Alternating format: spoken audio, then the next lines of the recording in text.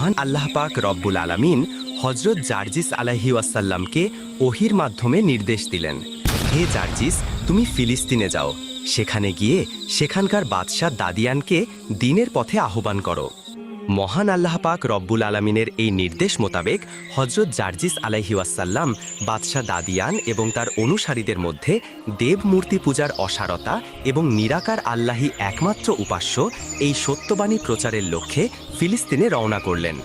বহু পথ অতিক্রম করার পরে হজরত জার্জিস আলাইহি ওয়াসাল্লাম বাদশাহ দাদিয়ানের দরবারে এসে উপস্থিত হলেন এবং বাদশাহ দাদিয়ানকে বললেন, হে বাদশাহ, তুমি অনেক জ্ঞানসম্পন্ন একজন ব্যক্তি, অথচ প্রকৃত উপাসকের উপাসনা না করে যার কোনো অনুভূতি নেই তার উপাসনা করছো। এটা আসলে খুবই আশ্চর্যজনক যে নিজের কল্যাণ এবং মঙ্গল করতে পারে না, সে অন্যের কল্যাণ করবে কেমন করে। আমি আশা করি তুমি এইভাবে মূর্তি পূজা বন্ধ করে দিবে। হজরত জার্জিস আলাইহি ওয়াসাল্লামের কথা শুনে দাদিয়ান বলল, আমার উপাসক মানুষের কল্যাণ করতে পারে না, তবে কল্যাণ করতে পারে কি তোমার উপাসক? তুমি তো বাস্তবেই দেখছো আমার উপাসকের ক্ষমতা আছে বলে সে আমাকে বাদশাহী এবং ধন সম্পদের মালিক করেছেন। পক্ষান্তরে তোমার উপাসক অক্ষম বলেই তোমার কোনো ধন সম্পদ নেই, বরং তুমি অভাবগ্রস্ত অবস্থায় দিন যাপন করছো। তখন বাদশাহ দাদিয়ান বলল, আমি তোমাকে পরামর্শ দিচ্ছি, তুমি যার পূজা করছো তার পূজা বন্ধ করে আমাদের মূর্তি পূজা শুরু করে দাও, দেখবে আমাদের মতোই তোমারও কল্যাণ সাধিত হবে। শুনে হজরত জার্জিস আলাইহি ওয়াসাল্লাম বললেন, দেখো বাদশাহ, পৃথিবীর জীবন এবং পৃথিবীর ধন সম্পদ সবই সাময়িক এবং ক্ষণস্থায়ী, পক্ষান্তরে পরলৌকিক জীবন এবং ধন সম্পদ সবই দীর্ঘস্থায়ী, তার কোনো শেষ নেই। পরলৌকিক খুশি অর্জন করতে গেলে পার্থিব সুখ অবশ্যই ত্যাগ করতে হয়, নানা প্রকার দুঃখ কষ্ট সহ্য করতে হয়। আমি তাতেও খুশি, কেননা চিরস্থায়ী সুখ এবং খুশির অপেক্ষায় সুখ ও শান্তি একেবারেই নগণ্য। হজরত জার্জিস আলাইহি ওয়াসাল্লামের এই কথা শুনে বাদশাহ দাদিয়ান জিজ্ঞেস করলেন, তোমার পরলৌকিক সুখ শান্তির দৃষ্টান্ত কেমন হবে? হজরত জার্জিস আলাইহি ওয়াসাল্লাম বললেন, পরলৌকিক খুশির দৃষ্টান্ত হল মহাশান্তিময় খুশির বেহেশত, কোনো রকম দুঃখ কষ্ট এবং ভাবনার চিন্তার স্থান নেই। যে বেহেশতে প্রবেশ করতে পারে তার জন্য সব দুঃখ কষ্ট হারাম হয়ে যাবে। পক্ষান্তরে যে পার্থিব জগৎ থেকে নিরাকার আল্লাহকে অবহেলা করে, দেবদেবীর পূজা করে, পরকালে তার স্থান হবে জাহান্নাম, আর অনন্তকাল সেখানে সে আগুনের আযাব পেতেই থাকবে। হজরত জার্জিস আলাইহি ওয়াসাল্লামের এই ধরনের স্পষ্ট উক্তিতে বাদশাহ দাদিয়ান জার্জিস আলাইহি ওয়াসাল্লামের প্রতি ক্রোধে আগুনের মতো হয়ে উঠল। বাদশাহ দাদিয়ান বলে উঠল, তোমার স্পর্ধা এবং সাহস দেখছি সীমা ছাড়িয়ে যাচ্ছে। আমার সামনেই তুমি আমাদের পূজা নিয়ে দেবমূর্তির কুৎসা প্রচার এবং তোমার উপাস্যের বাহাদুরি প্রচারের দৃষ্টতা দেখাচ্ছ। দেখছি তোমার কোনো উপাস্য তোমাকে আমার শাস্তি থেকে রক্ষা করতে পারে। বাদশাহ দাদিয়ান এই কথা বলে বাদশাহ তখনই হুঙ্কার দিয়ে বলে উঠল, তোরা কে কোথায় আছিস? এই লোকটিকে বন্দি করে শুলে ছড়িয়ে হত্যা করে ফেল। বাদশার আদেশ তখনই পালিত হল। বাদশার অনুগত কাফেরগণ হজরত জার্জিস আলাইহি ওয়াসাল্লামকে শুলে ছড়িয়ে হত্যা করে একটা প্রকাণ্ড অগ্নিকুণ্ডে নিক্ষেপ করল। কিন্তু মহান আল্লাহ পাক রাব্বুল আলামিনের কি অপূর্ব মহিমা এবং কি অবিশ্বাস্য ব্যাপার! হজরত জার্জিস আলাইহি ওয়াসাল্লামকে অগ্নিকুণ্ডে নিক্ষেপ করার পর মুহূর্তেই হজরত জার্জিস আলাইহি ওয়াসাল্লাম সেই ভীষণ অগ্নিকুণ্ডের মধ্য থেকে অত্যন্ত শান্ত এবং সুমধুর কণ্ঠে পাঠ করতে লাগল, লা ইলাহা ইল্লাল্লাহ, অর্থাৎ, হে মানবগণ, তোমরা জেনে রাখো আল্লাহ ব্যতীত আর কোনো উপাস্য নেই, তোমরা সবাই তার উপাসনা করো এবং জঘন্য মূর্তি পূজাকে পরিহার করো। এই অদ্ভুত ঘটনা দেখে বাদশাহ দাদিয়ান বলল, লোকটা কিভাবে প্রাণে বাঁচল? তবে যেভাবেই হোক তাকে শেষ করতেই হবে। তোমরা একটি ডেকবর্দি পানির মধ্যে তাকে রেখে পানি জোশ করতেই থাকো, যতক্ষণ পর্যন্ত তীব্র উষ্ণ জোশের মধ্যে তার দেহ গলে না যায় ততক্ষণ সময় পর্যন্ত তা জাল দিতেই থাকো। এই কথা শুনে বাদশার লোকগণ অনাবরত একদিন এক রাত পানিতে জাল দিতেই লাগলো, কিন্তু দেখা গেল হজরত জার্জিস আলাইহি ওয়াসাল্লামের তাতে কিছুই হয়নি। মাছ যেভাবে পানিতে সাঁতার কাটে, হজরত জার্জিস আলাইহি ওয়াসাল্লাম ঠিক সেভাবেই পরম আনন্দে পানির মধ্যে সাঁতার কাটতে লাগলো। তার সামান্য মাত্র ক্লেশ বা অসুবিধা হলো না। তিনি সেই গরম পানির মধ্যে হতে বলতে লাগলো, হে মূর্খ বাদশাহ, তুমি ভুল পথ বাদ দিয়ে এখনো সময় আছে, সৎ পথ অবলম্বন করো। তুমি যদি সৎ পথ অবলম্বন করো তার পরিণতি কল্যাণকর এবং মঙ্গলময় হবে। বাদশাহ দাদিয়ান তার ব্যর্থতার গ্লানিতে অধিকাতর এবং উত্তেজিত হয়ে দিশেহারা হয়ে উঠল। সে এবার তার লোকদেরকে বলল, তোমরা এবার এক কাজ করো, ড্যাগের মধ্যে তামা রেখে জাল দিতে শুরু করো।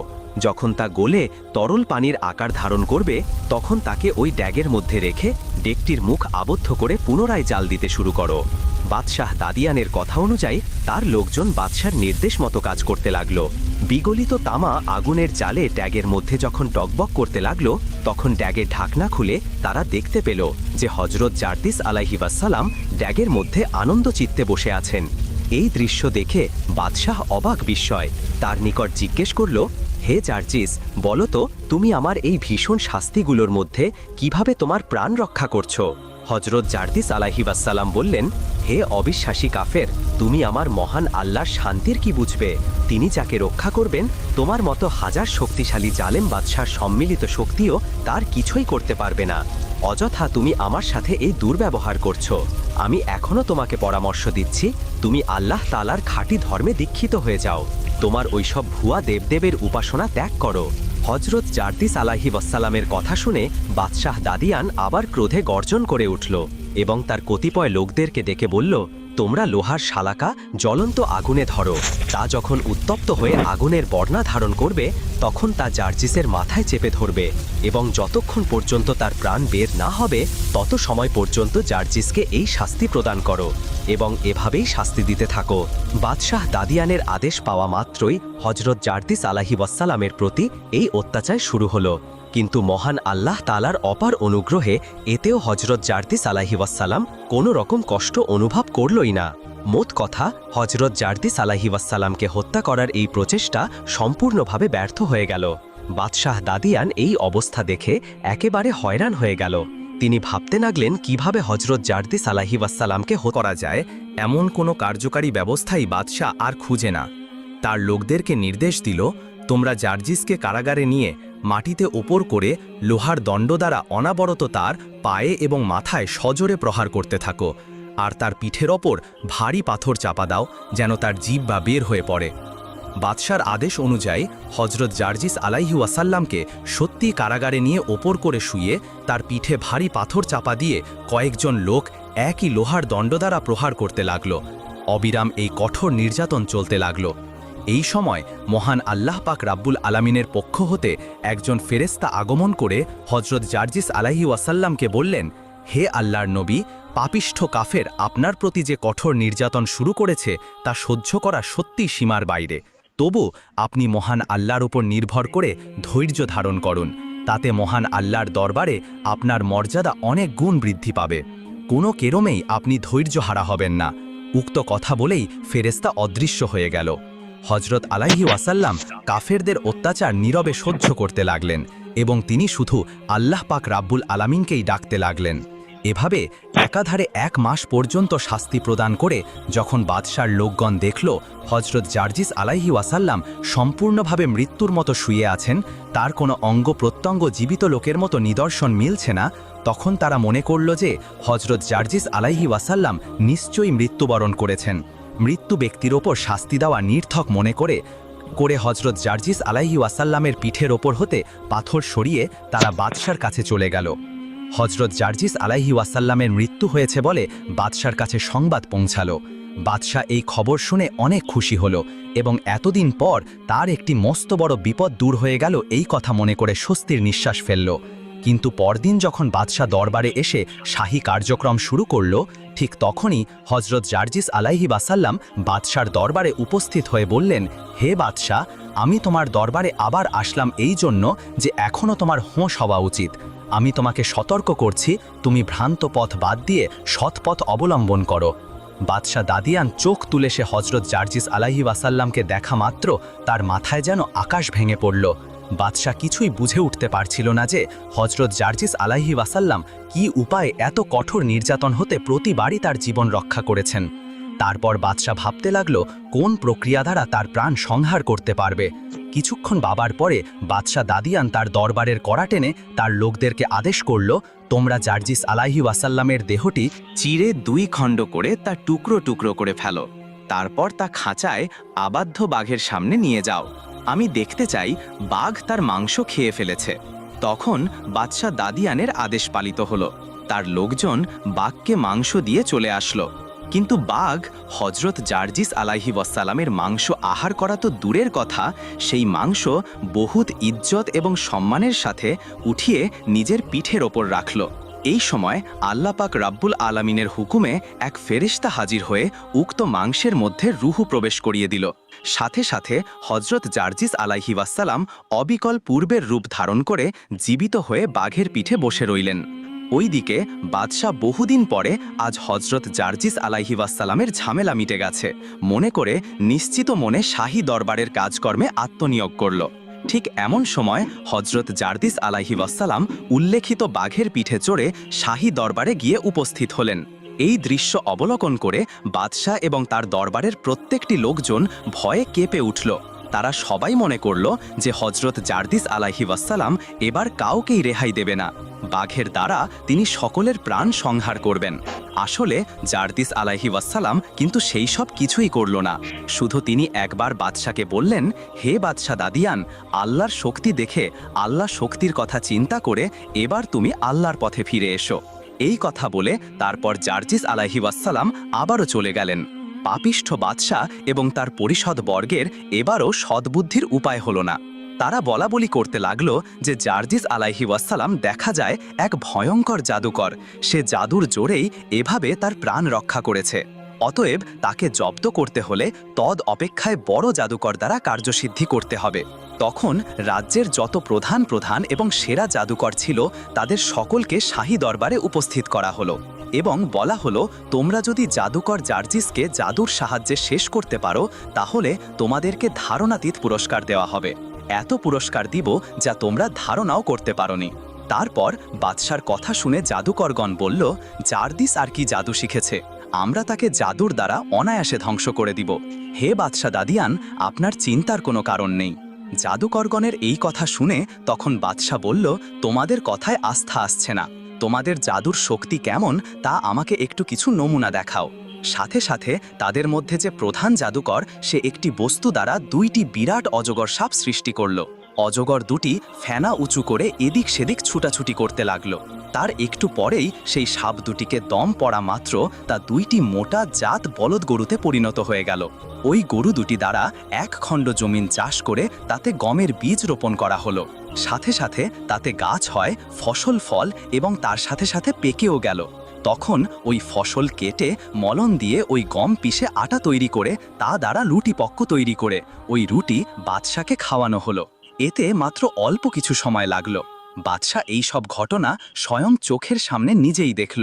এই অদ্ভুতপূর্ব আশ্চর্য ঘটনা দেখে বাদশাহ এবং তার লোকজন সকলেই ভাবল, এই অদ্ভুত ক্ষমতাশালী জাদুকরের হাতে আর জার্জিসের রক্ষা নেই। বাদশাহ দাদিয়ান তখন মিচকি মিচকি হাসতে লাগলো এবং তিনি মনে মনে ভাবতে লাগলো, এবার তার জাদুর কেরামতি শেষ হয়ে যাবে। জার্জিসের এবার সব কেরামতি একেবারে নিমিষেই মিশে যাবে। জার্জিসের কি অবস্থা যে হবে তা আমি কল্পনাও করতে পারছি না। এবার দেখি সে কি করে বেঁচে যায় এবং কোন আল্লাহ তাকে বাঁচিয়ে রাখে।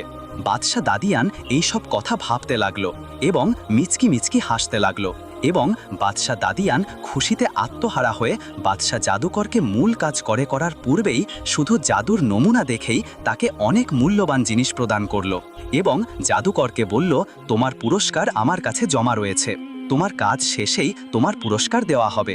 এ তো সামান্য কিছু, তোমার জাদু দেখে আমি খুশি হয়ে তোমাকে উপহার দিলাম। মূল কাজ শেষ করার পরে তোমাকে মূল্যবান জিনিস আমি উপহার হিসেবে দিব। বাদশাহ দাদিয়ানের এইসব পুরস্কার পেয়ে তখন জাদুকরগণ বলল, আপনার কোনো চিন্তার কারণ নেই, আপনি শুধু অপেক্ষা করুন আর দেখুন আমি তার কি করি। মূল্যবান জিনিস আমি উপহার হিসেবে দিব। বাদশাহ দাদিয়ানের এইসব পুরস্কার পেয়ে তখন জাদুকরগণ বলল, আপনার কোনো চিন্তার কারণ নেই, আপনি শুধু অপেক্ষা করুন আর দেখুন আমি তার কি করি। জার্জিস রেহাই পাবে না আমার হাত থেকে। আজ পর্যন্ত কোনো জাদুকরই রেহাই পায়নি।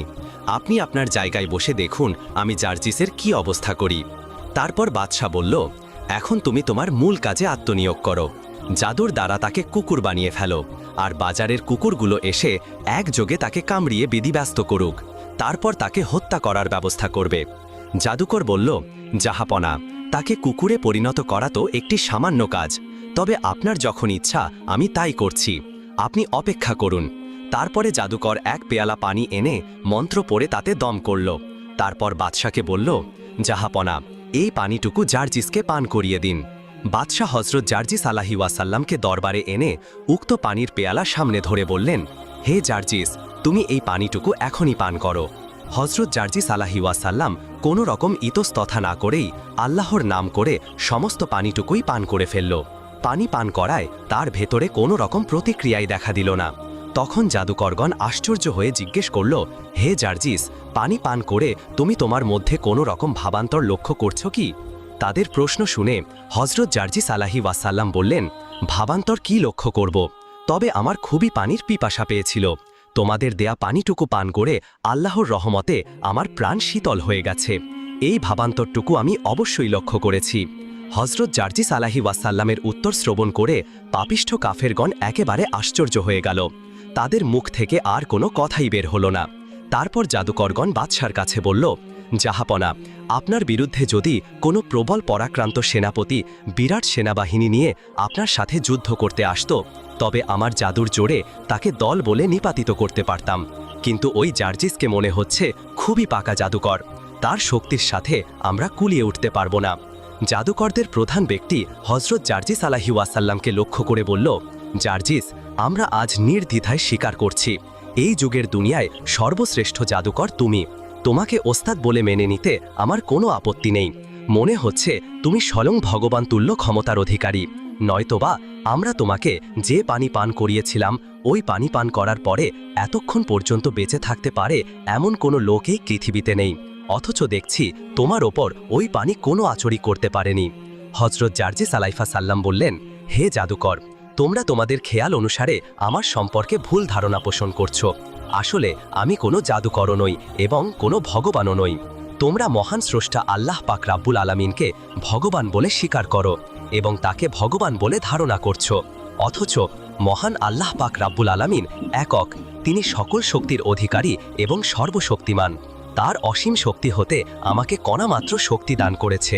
এই কথা বলার পরে জার্জিস আলাইহিস সালাম আরও বললেন, আমরা যে যাই করি না কেন তা তার ওই শক্তি এবং ক্ষমতার বিকাশ মাত্র। তার ওই প্রদত্ত সাহায্য এবং অনুগ্রহের বলে আমি সকল বিপদ হতে রক্ষা পেয়ে থাকি। তিনি যাকে রক্ষা করেন কারো ক্ষমতা নেই যে তার তিলমাত্র ক্ষতি করতে পারে। আমি তার হতে তার বাণী প্রচার করতে প্রেরিত হয়েছি। হজরত জার্জিস আলাইহি ওয়াসাল্লামের কাছে রাজ্যের শ্রেষ্ঠ জাদুকরের এভাবে পরাজয় স্বীকার করায় হজরত জার্জিস আলাইহি ওয়াসাল্লামের সুখ্যাতি এবং সুনাম সমস্ত রাজ্যে প্রচার হয়ে গেল। তিনি যে সত্যি আল্লাহর নবী, দেশের সাধারণ জনগণের প্রায় সকলেই তা বিশ্বাস করল। অতএব সর্বসাধারণ বিপদ আপদে হজরত জার্জিস আলাইহি ওয়াসাল্লামের নিকটে এসে তার মাধ্যমে আল্লাহর দরবারে দোয়া করতে শুরু করল। একদিন জঘন্য মহিলা হজরত জার্জিস আলাইহি ওয়াসাল্লামের কাছে এসে আর্জ করল, হে আল্লাহর নবী, আমি একজন অভাবগ্রস্ত অসহায় রমণী। সম্বল বলতে আমার একটি গাভী ছিল, তার দুগ্ধধারা আমার দিন চলত। হঠাৎ আমার সেই গাভীটি মরে গেছে। এখন আমি কিভাবে বাঁচব? আমি কোনো উপায় দেখছি না। অতএব আপনি যদি মহান আল্লাহর দরবারে দোয়া করে আমার গাভীটি জীবিত করে দিতেন তাহলে আমার বড়ই উপকার হতো।